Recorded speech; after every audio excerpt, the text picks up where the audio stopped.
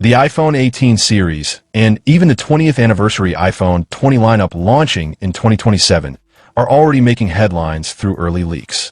A new report from tipster Setsuna Digital on Weibo hints at a major shift in how we interact with Apple devices. According to the leak, Apple is preparing to move beyond traditional mechanical buttons. Instead, iPhones and other Apple products will transition to solid-state buttons with haptic and ultrasonic feedback. These controls will use pressure sensing and local vibration to mimic the feel of a real click, without any moving parts. The first step comes with the iPhone 18. Its dedicated camera control button will reportedly drop the capacitive touch layer, leaving only a simplified pressure sensing system. Then, by the time the iPhone 20 launches in 2027, solid-state buttons are expected for the power key, volume buttons, operational controls, and camera shutter button.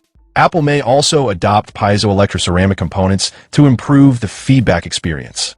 This shift is said to be part of Apple's long-rumored Project Bongo, aimed at removing accidental presses and improving durability across the entire ecosystem, including future iPads and Apple Watch models.